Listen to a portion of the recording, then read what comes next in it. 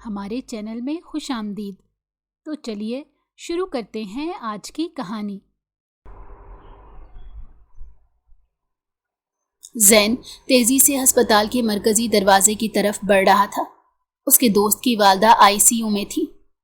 فراز نے کال پر روتے ہوئے بتایا تھا کہ اماں کی حالت نازک ہے، جلدی آ جا۔ زین پارکنگ لاٹ سے نکلتے ہی لمبے لمبے ڈگ بھرتا ہوا اندر آیا۔ وہ شدید بیمار بھی ہوتا تو اسپتال نہیں جاتا، لیکن آج دوست کی والدہ کی خاطر اس نے کڑوا گھونٹ بھر لیا۔ اس کی والدہ کی عیادت کے بعد جو ہی وہ راہداری میں داخل ہوا تو سامنے تائی جان کو کھڑا دیکھا اور ان کے ساتھ اس کی جوان جہان کزن رمشا ڈاکٹر کے کمرے میں داخل ہو رہی تھی۔ دروازے پر لگی تختی ڈاکٹر مہرین گائناکالوجسٹ کی تھی، جو زین کی آنکھوں میں چبھنے لگی۔ گائنی کلینک میں رمشا کا جانا نہ صرف اسے حیران کر گیا بلکہ تفتیش میں بھی مبتلا کر گیا، کیونکہ اس کی کزن رمشا کنواری تھی۔ ایسے میں گائنی ڈاکٹر کے کمرے میں اس کا کیا کام؟ اس نے ہاسپٹل سے فوراً باہر نکلنے کا ارادہ ترک کر دیا اور پلر کی آڑ میں کھڑا ہو گیا۔ تھوڑی دیر بعد رمشا باہر نکلی تو اس کے چہرے پر ہوائیاں اڑ رہی تھی۔ امی، ڈاکٹر نہیں مان رہی، اب کیا کریں؟ کیا کہتی ہے؟ خطرہ ہے، کیونکہ 2 ماہ ہو چکے ہیں۔ تیرا بیڑا غرق ہو جائے رمشا، تو نے ہمیں منہ دکھانے جوگا نہیں چھوڑا۔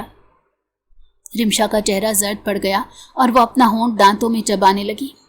اس کے ہاتھ میں کسی رپورٹ کی فائل تھی جسے وہ زور زور سے اپنی انگلیوں میں مسل رہی تھی۔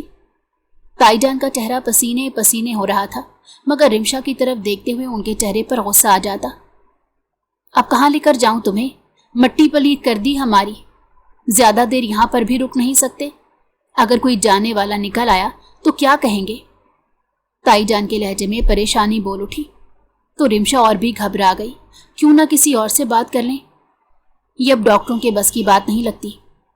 یہ ایسے کیسز کرتی بھی نہیں ہے، کسی دائی کا پتہ کرتے ہیں۔ تائی جان نے نقاب درست کیا اور آگے بڑھ گئی تو رمشا بھی تیزی سے قدم اٹھاتے ان کے پیچھے پیچھے منہ چھپائے جانے لگی۔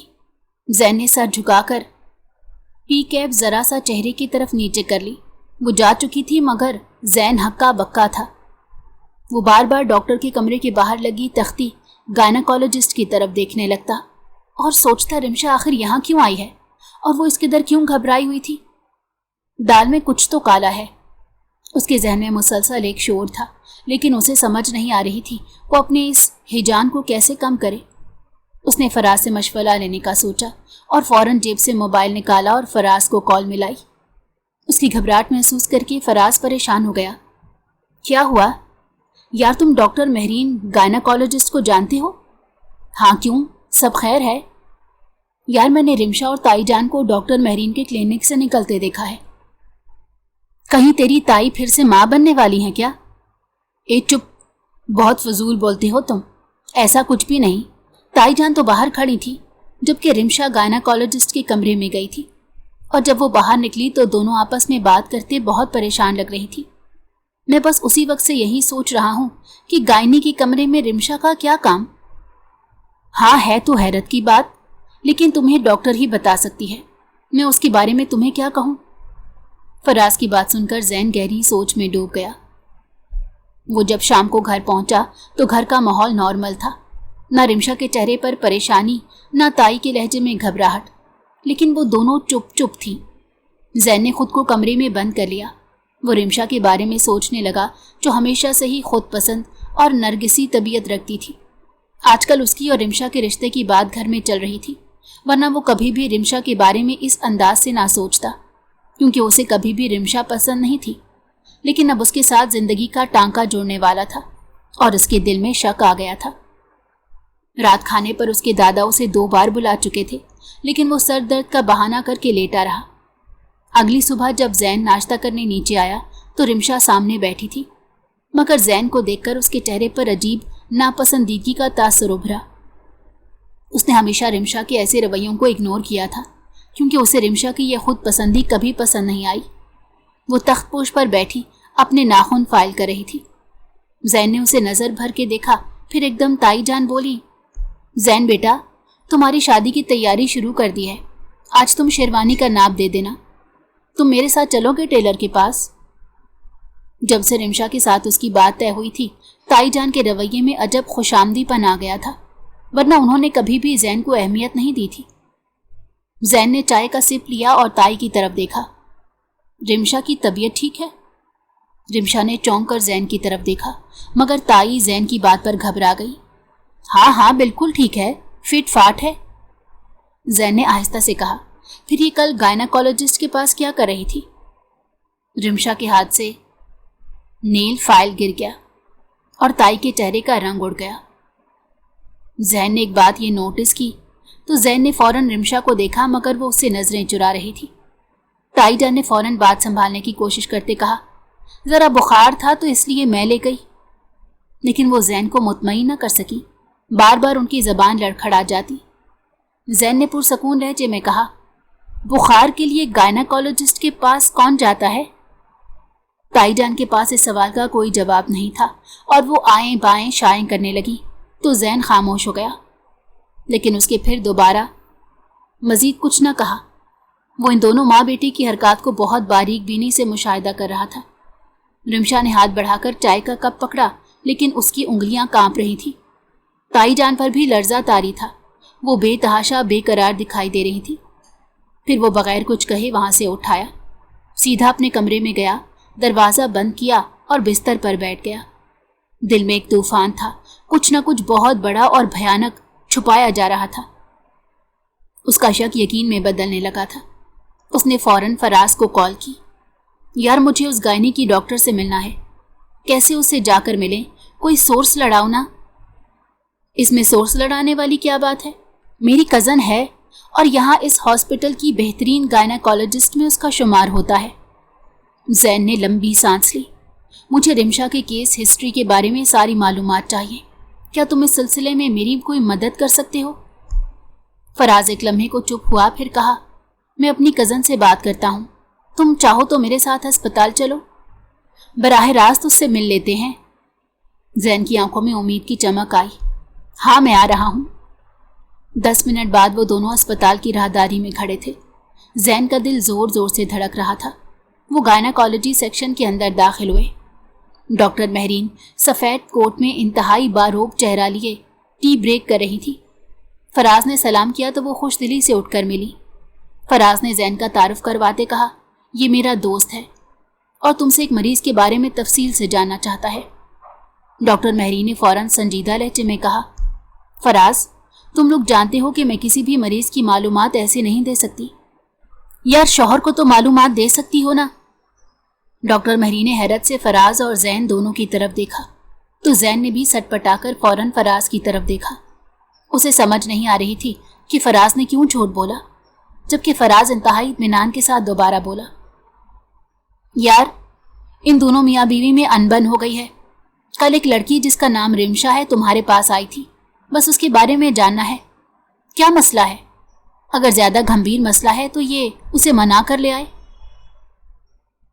او یس رمشا، تبھی میں کہوں کہ پہلا بچہ کون ضائع کرواتا ہے۔ شاید ان کے درمیان انبن کچھ زیادہ ہی سیریس ہو گئی ہے، اسی لیے وہ یہ بچہ نہیں چاہتی، اور یہ اچھے شوہر ہیں کہ انہیں پتہ ہی نہیں کہ ان کی بیوی ماں بننے والی ہے۔ ڈاکٹر مہرین کے منہ سے نکلنے والے الفاظ کسی قیامت سے کم نہیں تھے۔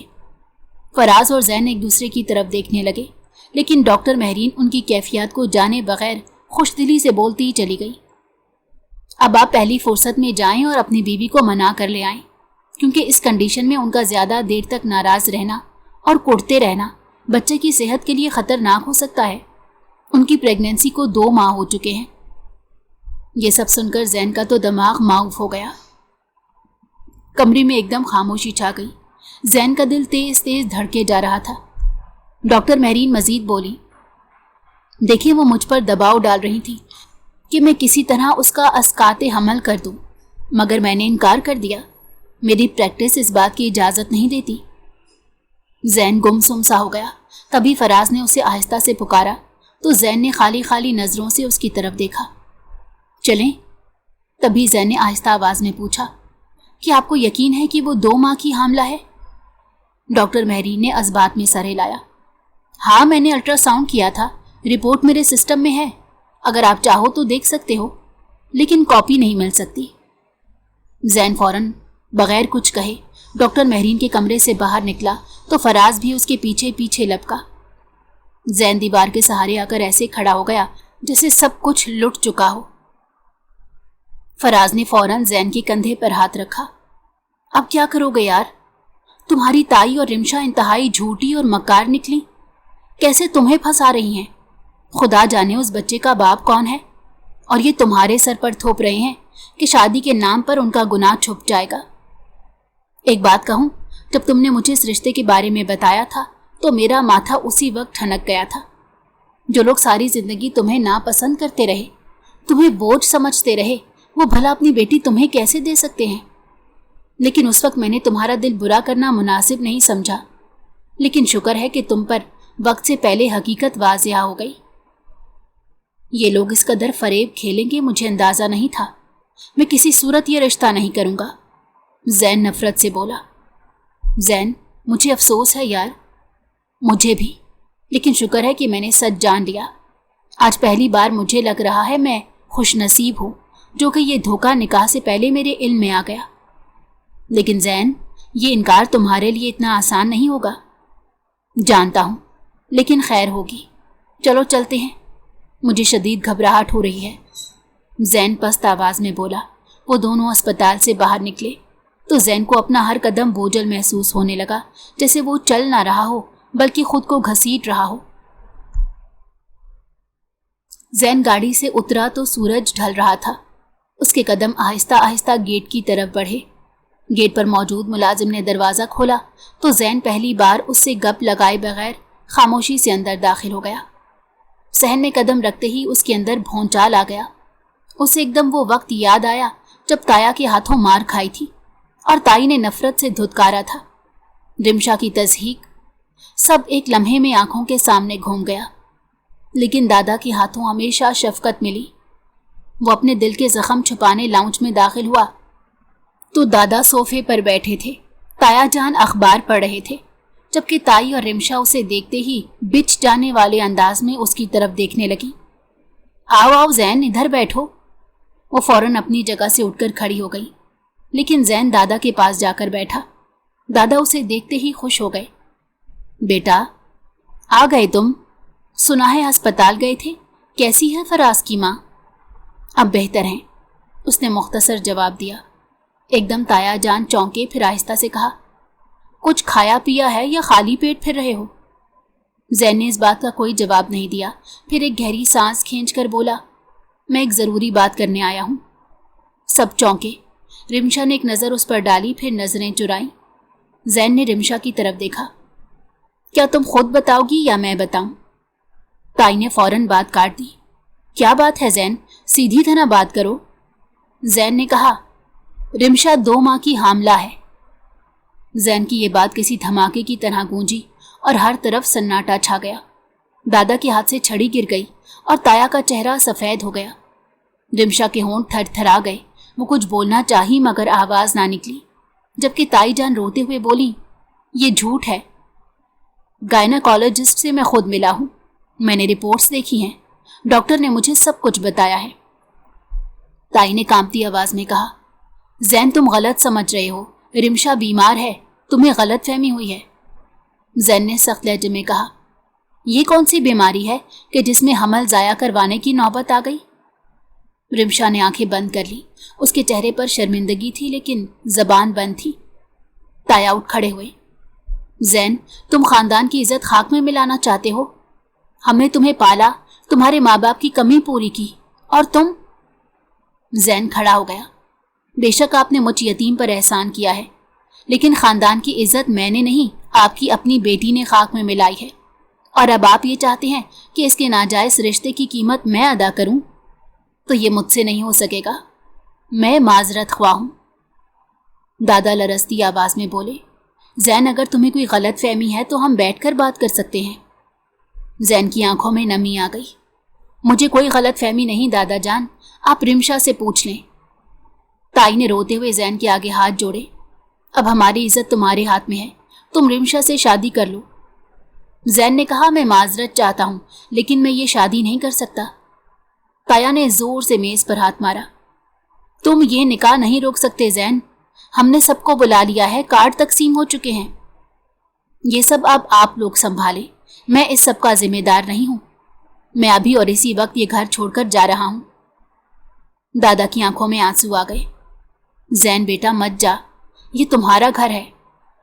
नहीं दादा जान, यहां रहकर मैं रोज मरता रहूंगा, उसने शिकस्ता दिल से कहा तो रिमशा ने आंखें बंद करके मुंह छुपा लिया, जबकि ताई जमीन पर बैठकर रोने लगी। ज़ैन के कदम हवेली से बाहर निकल चुके थे। वो खुद को आजाद समझ रहा था, दिल से बोझ हटा था, मगर जहन में एक खालीपन सा छा गया था। आसमान पर बादल छा रहे थे और तेज हवाएं चलने लगी थी। वो सड़क पर जा रहा था कि अचानक रिमशा की कॉल आ गई, लेकिन इसने कॉल काट दी। लेकिन फिर तवातुर के साथ कभी ताया जान की और कभी रिमशा की कॉल उसके मोबाइल नंबर पर आने लगी, तो उसका दिल चाहा वो मोबाइल उठाकर जमीन पर दे मारे कि इतने में फराज की कॉल आई। ज़ैन ने फोन कान से लगाया तो फराज की कपकपाती आवाज सुनाई दी।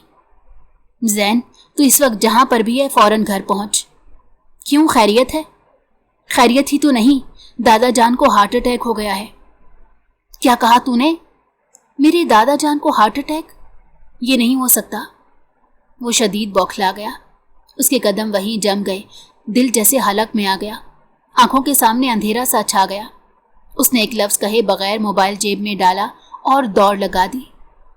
सड़क, गली, दरवाजा, सीढ़ियां, सब कुछ धुंधला सा लग रहा था।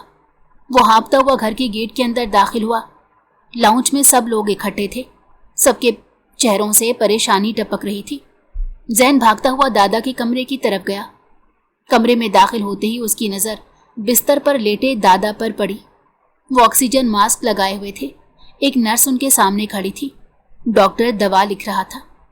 ज़ैन चीखते हुए दादा के करीब पहुंचा। दादा, दादा। दादा ने आंखें खोलने की कोशिश की, कांपते लबों से बोले, ज़ैन बेटा, तू आ गया? ज़ैन ने कांपते हाथों से उनका हाथ थामा। मैं आ गया दादा, देखिए मैं आ गया हूं। दादा की आंखों में आंसू थे। उन्होंने आहिस्ता से कहा, बेटा बस एक इल्तिजा है, मेरी बात मान लो। ज़ैन की आंखें भीग गईं। दादा आप हुक्म करें। दादा ने बमुश्किल कहा, रिमशा से शादी कर लो, हमारी इज्जत रख लो। तुम्हारे इनकार के बाद सब खानदान वाले बातें कर रहे हैं। तुम्हारा ताया, वो मेरा बेटा है, किसी को मुंह दिखाने के काबिल नहीं रहेगा। ज़ैन का दिल कांप गया। दादा की लरसती आवाज़, हाथ की कमज़ोर गिरफ्त और आंखों की इल्तिजा, सब कुछ ज़ैन के वजूद को चीर गया। दादा ने मजीद कहा, चलो हमारी तरफ ना देखो, इतना तो देखो कि उन लोगों ने तुम्हें कैसे पाला, तुम्हारे माँ बाप के बाद तुम्हें संभाला, तुम पर कभी आंच नहीं आने दी। ज़ैन ने नज़र झुका ली, लब कांपे। दादा अगर आपको मेरी हाँ से सुकून मिलेगा तो मैं राज़ी हूँ। दादा के होंठों पर हल्की सी मुस्कुराहट आई। खुदा तुम्हें खुश रखे, अब मेरी रूह को सुकून मिलेगा। ज़ैन ने दादा का हाथ चूमा। कमरे में मौजूद हर आंख नम हो चुकी थी। डॉक्टर ने दादा की बीपी चेक किया और कहा, अभी खतरे की बात नहीं, लेकिन इन्हें मुकम्मल आराम की ज़रूरत है। ज़ैन बाहर निकला तो सामने ताया, ताई और रिमशा खड़े थे। ताया के चेहरे पर हैरत और खुशी की मिली जुली कैफियत थी। ताई की आंखों में शुक्रगुजारी थी। ताया ने कहा, बेटा तुमने बड़ापन दिखाया है, तुमने हमारा मान रख लिया। लेकिन रिमशा की आंखों में तूफान था। वो लब भेंचे खड़ी थी, चेहरा सुर्ख हो चुका था। ज़ैन ने एक बार भी उसकी तरफ नहीं देखा, सीधा अपने कमरे की तरफ गया। दरवाज़ा बंद करते ही ज़मीन पर बैठ गया। उसकी आंखें बंद थी लेकिन आंसू बहने लगे। दूसरी तरफ रिमशा ने अपने कमरे में आते ही दरवाज़ा ज़ोर से बंद किया। आईने के सामने खड़े होकर खुद से बड़बड़ाई, ये कैसे हो सकता है? वो क्यों मान गया? उसने दीवार पर हाथ मारा। मैंने उसे कभी चाहा ही नहीं, अब सारी जिंदगी इसी के साथ गुजारनी पड़ेगी। रिमशा के अंदर एक आग भड़क रही थी। उसे लगा जैसे उसका कंट्रोल, उसकी जिद, उसकी दुनिया सब हाथ से निकल चुकी है। उसी रात ताई ने ज़ैन के कमरे में आकर कहा, बेटा निकाह कल शाम रखा है, दादा की सेहत भी अभी इजाज़त नहीं देती, हम नहीं चाहते मज़ीद ताख़ीर हो। ज़ैन ने फ़कत सर हिलाया और चुपचाप उन दोनों का निकाह सादगी से हो गया। ताई जान ने ऊपर वाला पोर्शन उनके लिए सेट करवा दिया था, लिहाजा रिमशा रुखसत होकर ऊपर वाले पोर्शन में चली गई। زین کی آج سہاگ رات تھی، لیکن اس کا دل نہیں چاہ رہا تھا کہ وہ اپنے کمرے میں جائے، جہاں پر رمشا اس کی دلہن بن کر اس کا انتظار کر رہی تھی۔ لیکن دل پر پتھر رکھ کر اسے اپنے کمرے کی طرف جانا پڑا۔ اس کی آنکھیں سرخ تھیں، دل بھاری تھا اور ذہن جیسے کسی گرداب میں پھنسا ہوا تھا۔ دل میں صرف ایک ہی خیال گونج رہا تھا کہ وہ بس ایک پپٹ ہے جو دوسروں کے اشارے پر ناچتا ہے۔ جیسے ہی وہ راہداری میں داخل ہوا تو تائی جان کے کمرے کے پاس سے گزرتے ہوئے اندر سے رمشا کی تیز کڑکدار آواز سنائی دی، اگر وہ میرے کمرے میں آیا نا تو میں خودکشی کر لوں گی، بہت ہو چکا یہ ڈرامہ۔ زین کے قدم وہیں رک گئے، دل زور سے دھڑکا۔ دروازہ تھوڑا سا کھلا تھا، آواز صاف سنائی دے رہی تھی، تم یہ کیسی باتیں کر رہی ہو رمشا؟ تمہارا نکاح ہوا ہے، شوہر ہے وہ تمہارا۔ تائی کی گھبراہٹ صاف سنائی دے رہی تھی۔ نکاح ہوا ہے تو کیا کروں؟ میں نہیں مانتی اس رشتے کو، میرے دل میں نہ کبھی زین کے لیے جگہ تھی نہ ہوگی۔ زین کی سانسیں بند ہونے لگی، وہ جیسے خود کو زمین میں دفن ہوتا محسوس کر رہا تھا۔ تو پھر اب کیا چاہتی ہو؟ تمہیں کیا چاہیے رمشا؟ اب تو نکاح ہو چکا ہے اور تمہارے دامن پر لگا داغ بھی چھپ گیا ہے۔ امی بس کریں، کوئی داغ واغ نہیں ہے یہ، میں آپ کو پہلے بھی بتا چکی ہوں، جمشید سے میرا رشتہ ختم نہیں ہوا، وہ مجھ سے رابطے میں ہے، جیسے ہی اس کی گھر والوں کا معاملہ سیٹ ہوگا ہم شادی کر لیں گے۔ تیرا ستیہ ناس ہو، مر جا تو۔ تائی جان اسے بددعائیں دینے لگی۔ اس کے گھر والوں کا معاملہ کب سیٹ ہوگا خیر سے؟ تمہارے حمل کا دوسرا ماہ شروع ہے، ان 2 ماہ میں اگر وہ اپنے گھر والوں کو نہیں منا سکا تو بعد میں کیا منائے گا؟ اور 9ویں مہینے میں تو پیٹ بھی واضح ہو جاتا ہے، تم کس کس سے چھپاؤ گی ذرا مجھے یہ بتاؤ؟ اور چلو تم نے چھپا بھی لیا تو بچہ ہو جانے کے بعد اس بچے کا کیا کرو گی؟ تمہیں پتا ہے ایسے بچوں کو کیا کہا جاتا ہے؟ ایسے بچے دنیا کے لیے صرف اور صرف گالی بن جاتے ہیں۔ امی آپ جو بھی کہیں، لیکن میں صرف یہ جانتی ہوں کہ میں اور اس کا ہونے والا بچہ صرف اور صرف جمشید کا انتظار کر رہے ہیں، اور ہماری زندگی میں جمشید کے علاوہ اور کوئی نہیں آ سکتا۔ زین کی پلکیں جھپکنا بھول گئی، اندر جیسے ایک بھونچال آ گیا، اس کی سانسیں ٹوٹنے لگی، دل کی دھڑکن بے ترتیب ہو گئی۔ زین الٹے قدموں پیچھے ہٹا، لاؤنج کے دروازے کو کھول کر جو ہی باہر نکلنے والا تھا کہ اسے اپنے کانوں میں رمشا کی آواز گونجتی محسوس ہوئی تو وہ فوراً پلٹا، سامنے دادا کھڑے تھے۔ زین تم اس وقت کہاں جا رہے ہو؟ زین ٹھٹکا، چند لمحے ویسے ہی کھڑا رہا جیسے کوئی مجسمہ، آنکھیں جھکی ہوئیں، ہونٹ بھینچے اور سانسیں رکی ہوئیں۔ دادا کی نگاہیں اس پر جم چکی تھیں، وہ سوال کر رہی تھی۔ زین نے آہستگی سے سر اٹھایا تو اس کی آنکھوں میں نمی تیر رہی تھی۔ دادا میں اب مزید اس گھر میں نہیں رہ سکتا، میرا دم گھٹتا ہے۔ دادا نے قدم آگے بڑھائے، ان کی آنکھوں میں غصہ بھی تھا، دکھ بھی، ان کا لہجہ سخت ہو گیا۔ زین تم نے وعدہ کیا تھا، تم نے کہا تھا تم یہ رشتہ نبھاؤ گے۔ زین کی پلکیں لرزیں اور اس کی آواز بھیگ گئی۔ میں جانتا ہوں دادا، لیکن میری ہمت ختم ہو گئی ہے، میں اس سے زیادہ برداشت نہیں کر سکتا۔ ایک ایسی لڑکی جس نے مجھ سے نکاح کی پہلی رات ہی دھتکارا، جو میرے ہونے کو ماننے کو تیار نہیں، میں اس کا شوہر کہلانے کے قابل نہیں ہوں اور وہ میری بیوی بننے کے قابل نہیں ہے۔ دادا کے چہرے پر جھریاں اور گہری ہو گئیں، انہوں نے ہاتھ آگے بڑھائے جیسے روکنے والے ہوں، لیکن زین تیزی سے زینے عبور کرتا پورچ میں پہنچا۔ ملازم کہنے کو اٹھا، لیکن زین نے اس کی طرف دیکھا بھی نہیں۔ گیٹ کھولا اور گاڑی میں بیٹھتے ہی اس نے اسٹیئرنگ کو زور سے پکڑا اور پھر انجن سٹارٹ ہوتے ہی گاڑی دوڑتی ہوئی سڑک پر نکل گئی۔ سڑک کی روشنیوں کو پیچھے چھوڑتے ہوئے وہ ایک بے سمت سفر پر گاڑی بھگانے لگا۔ سڑک خالی تھی، آسمان پر بادل چھائے ہوئے تھے، ہر چیز اداس لگ رہی تھی، جیسے کائنات بھی اس کے دکھ سے واقف ہو چکی ہو۔ اسے گاڑی چلاتے تقریباً 1 گھنٹہ ہو چکا تھا۔ چند کلومیٹر بعد وہ ہائی وے پر پہنچ گیا۔ راستہ سنسان تھا، دور دور تک کوئی روشنی نہیں، صرف اس کی گاڑی کی ہیڈ لائٹس روشن تھی۔ اس نے دماغ میں صرف رمشا کی آوازیں گونج رہی تھیں۔ زین نے زور سے اسٹیئرنگ پر مکہ مارا، آنکھوں میں آنسو آ چکے تھے، وہ رو نہیں رہا تھا، بس اندر سے چیخ رہا تھا۔ ہمارے معاشرے کی کتنی بڑی منافقت ہے کہ جس میں یہ کہا جاتا ہے کہ لڑکیاں مجبور ہوتی ہیں، مظلوم ہوتی ہیں، لیکن سچ تو یہ ہے کہ لڑکے بھی اتنے ہی مجبور ہوتے ہیں۔ وہ بھی اپنی زندگی کا فیصلہ اپنی مرضی سے نہیں کر پاتے؟ وہ خود کو کوس رہا تھا کہ اس نے آخر یہ شادی کی ہی کیوں۔ اپنی ہی سوچوں میں غلطاں اسے ایک شدید جھٹکا لگا اور اس نے فوراً زوردار بریک لگائے۔ گاڑی چرچرا کر رکی، دل حلق میں آ گیا۔ ایک انتہائی خوبصورت لڑکی سڑک کے بیچوں بیچ کھڑی ہاتھ ہلا رہی تھی۔ لڑکی دونوں ہاتھ ہوا میں اٹھائے زور زور سے اشارے کر رہی تھی۔ اس کے بال بکھرے ہوئے، چہرہ مٹی سے اٹا ہوا اور آنکھیں خوف سے بھری ہوئی تھی۔ زین کی گاڑی رکتی دیکھ کر وہ فوراً اس کی طرف لپکی، کپڑے پھٹے ہوئے، اور اس سے پہلے کہ وہ اس کی گاڑی کے قریب آتی، زین ایک جھٹکے سے گاڑی کا دروازہ کھول کر باہر نکلا تو غصے سے اس کا چہرہ تمتما رہا تھا اور ماتھے پر بل گہرے ہو گئے۔ وہ تیز قدموں سے آگے بڑھا اور سڑک کے بیچوں بیچ کھڑی لڑکی پر برس پڑا۔ اندھی ہو کیا؟ دماغ خراب ہے؟ سڑک کے بیچوں بیچ کھڑی ہو، مرنے کا ارادہ ہے؟ لڑکی کے قدم ڈگمگا گئے۔ وہ بری طرح ہانپتے ہوئے بولی، مجھے بچا لو، وہ لے جائیں گے مجھے، پلیز مجھے بچا لو۔ کون ہو تم؟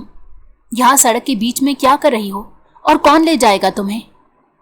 زین کی بات سن کر اس لڑکی کی آنکھیں خوف سے پھیل گئی۔ کپ کپاتے ہونٹوں کے ساتھ وہ کچھ بولنے کی کوشش کرنے لگی، مگر مبہم جملے زین کو سمجھ نہیں آئے تو وہ مزید الجھ گیا۔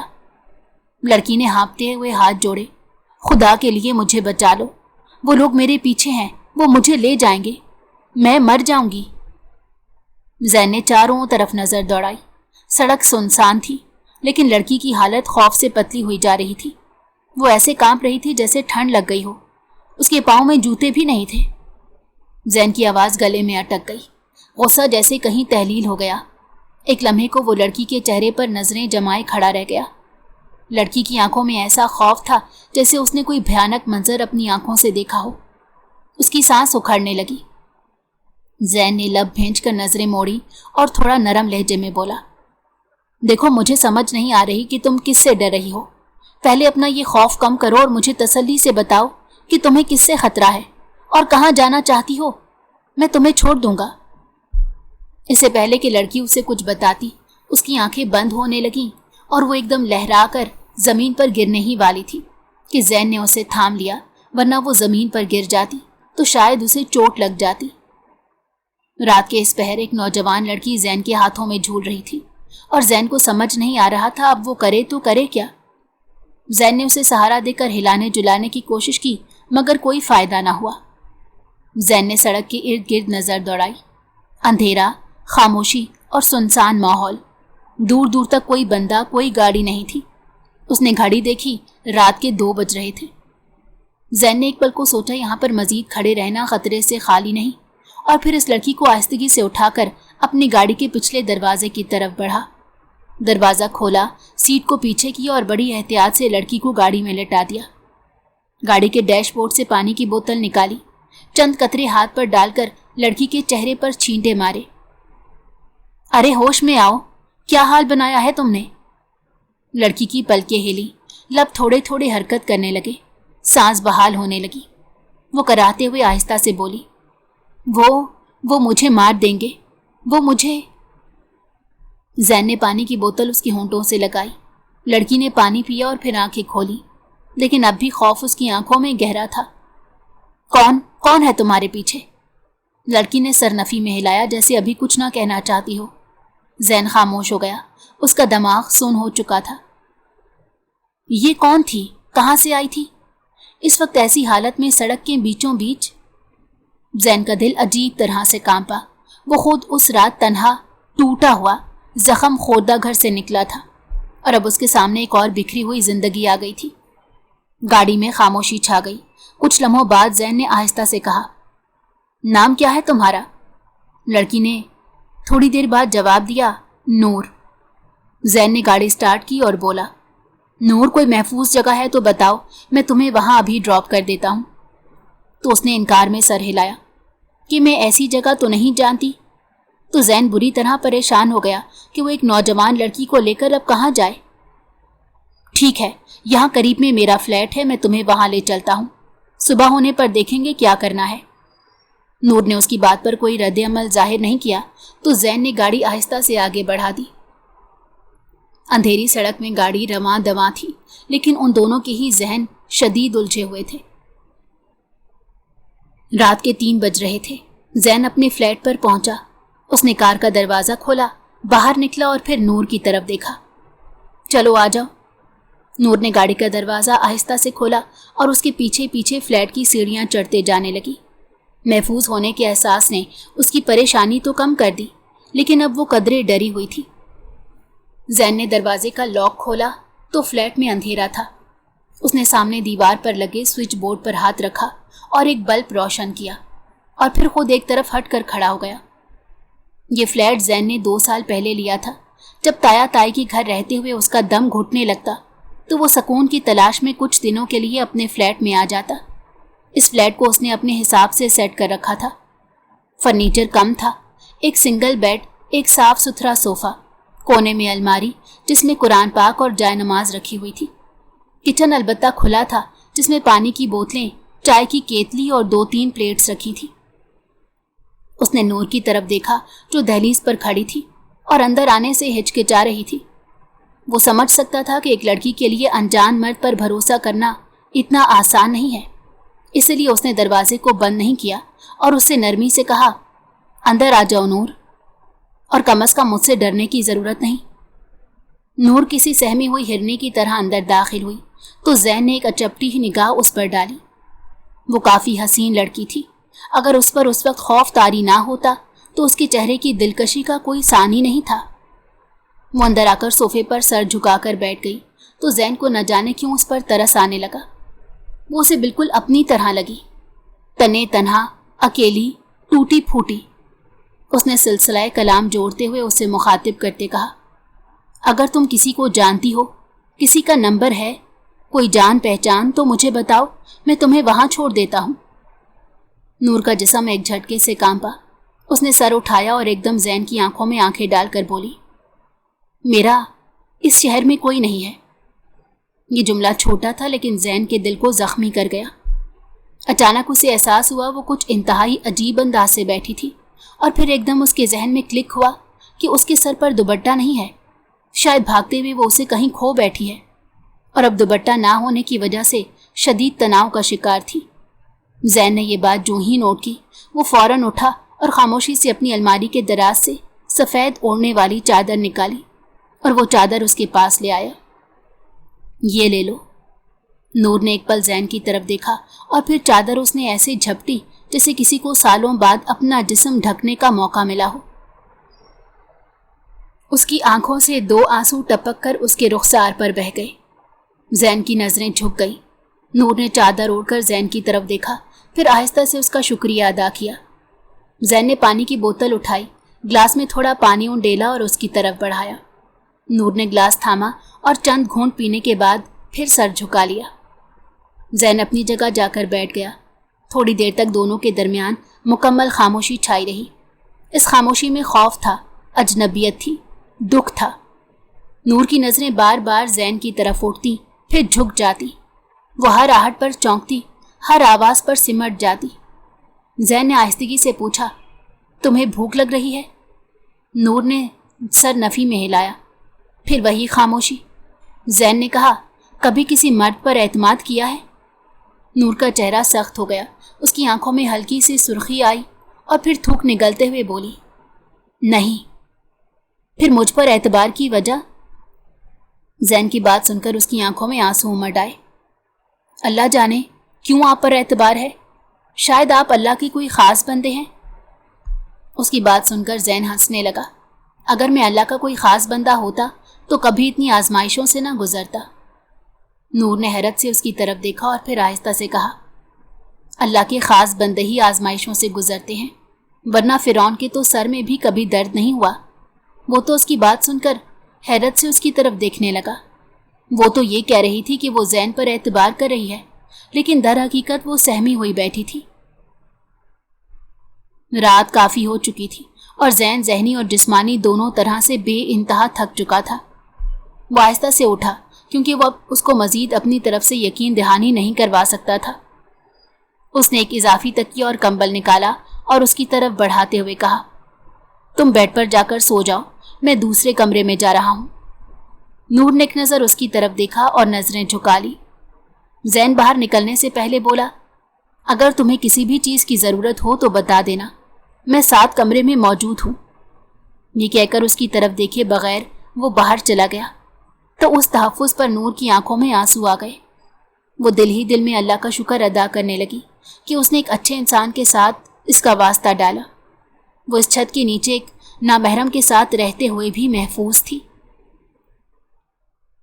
صبح کے ہلکے ہلکے آثار ظاہر ہو رہے تھے۔ فلیٹ میں گہری خاموشی چھائی ہوئی تھی۔ زین رات بھر نہ سو سکا تھا۔ وہ جلدی اٹھ گیا اور اسے چائے کی شدید طلب ہوئی تو وہ فوراً کچن میں آ گیا اور 2 کپ چائے تیار کرنے لگا۔ چائے تیار ہوتے ہی اس نے دونوں کپ ٹرے میں رکھے اور ٹی وی لاؤنج کی طرف بڑھ گیا۔ نور بھی شاید رات بھر سو نہ پائی مگر اس کا چہرہ کچھ پرسکون لگ رہا تھا۔ زین نے ٹرے میز پر رکھی اور 1 کپ اس کے ہاتھ میں تھما دیا۔ یہ لو۔ نور نے چونک کر اس کی طرف دیکھا، چائے کا کپ ہاتھ میں لیا اور آہستہ سے بولی، شکریہ، اس وقت چائے کی بہت طلب تھی۔ زین کے ہونٹوں پر ایک ہلکی سی مسکراہٹ پھیل گئی۔ وہ خود بھی ساتھ والے صوفے پر بیٹھا۔ دونوں نے ایک ساتھ چائے کا پہلا گھونٹ لیا۔ ان دونوں کے درمیان خاموشی کا ایک طویل وقفہ آیا جسے زین نے ہی توڑنے کی کوشش کی۔ اب لگتا ہے تم ریلیکس ہو گئی ہو، نور نے اس بات میں سر ہلایا۔ جی الحمدللہ۔ اب مجھے کھل کر بتاؤ اپنے بارے میں، جو دل پر بوجھ ہے وہ اتار دو۔ نور نے نظر اٹھا کر زین کی طرف دیکھا اور پھر پلکیں جھکا کر بولی، میرے والدین بچپن میں ہی فوت ہو چکے تھے تو میں چچی کے گھر آ گئی۔ نور کے لہجے میں اب درد اترنے لگا تھا۔ شروع میں تو سب ٹھیک تھا مگر وقت کے ساتھ ساتھ چچی کا رویہ بدلنے لگا۔ وہ مجھ سے کام لیتی تھیں، ڈانٹتی تھیں، تانا دیتی تھیں، لیکن مجھے کبھی ان پر شکوہ نہیں ہوا۔ میں خوشی خوشی سب کچھ برداشت کرتی چلی گئی۔ لیکن پھر انہوں نے میری شادی کا فیصلہ ایک ایسے آدمی سے کیا جو میرے چچا سے بھی 10 سال بڑا تھا۔ وہ چونکہ کافی مالدار تھا اور میرے چچا کو ایک بڑی رقم کی آفر دے رہا تھا، وہ بھی ایڈوانس۔ گویا میرے چچا نے بولی لگائی اور وہ میرا خریدار بننے جا رہا تھا۔ نور کی آنکھوں میں آنسو تیرنے لگے۔ زین کا ہاتھ چائے کے کپ پر سخت ہو گیا۔ پھر کیا ہوا؟ زین بھرائی آواز میں بولا، پہلے میں نے انکار کیا، روتی رہی، منتیں کی، لیکن کسی نے نہ سنی۔ کل رات وہ میرا نکاح زبردستی کرانے والے تھے، لہٰذا میں نے ہمت کی اور گھر سے بھاگ نکلی، لیکن نہ جانے کیسے انہیں میرے بھاگنے کا علم ہو گیا اور وہ میرے پیچھے پڑ گئے۔ زین کی آنکھیں دھندلا گئی۔ نور نے کپ نیچے رکھا اور دونوں ہاتھوں سے چہرہ چھپا کر رونے لگی۔ کاش میرے ماں باپ زندہ ہوتے، وہ یہ ظلم مجھ پر کبھی نہ ہونے دیتے، وہ کبھی مجھے بکنے نہ دیتے۔ زین نے آہستہ سے اس کی طرف دیکھا تو دل جیسے مٹھی میں آ گیا۔ نور سسکیاں لینے لگی۔ زین نے کچھ دیر اسے یوں ہی رونے دیا، پھر وہ دھیرے سے بولا، نور، مجھے لگتا ہے تمہاری کہانی میری کہانی جیسی ہے۔ نور نے چہرے سے ہاتھ ہٹائے اور سوالیہ نظروں سے زین کو دیکھا۔ میں بھی بچپن میں ہی یتیم ہوا اور ان لوگوں کے رحم و کرم پر پلا جنہیں میری پرواہ نہیں تھی، جنہوں نے میری زندگی اپنے فائدے کے لیے استعمال کی۔ کتنا حسین اتفاق ہے کہ ہم دونوں کی کہانی ملتی جلتی ہے اور ہم دونوں ہی اپنے اپنے گھر کو چھوڑ کر بھاگے ہیں۔ اس نے شرارت سے مسکراتے ہوئے ماحول کے تناؤ کو کم کرتے ہوئے کہا تو نور مسکرانے لگی۔ زین نے چائے کا آخری گھونٹ لیا اور خاموشی سے کپ نیچے رکھ دیا۔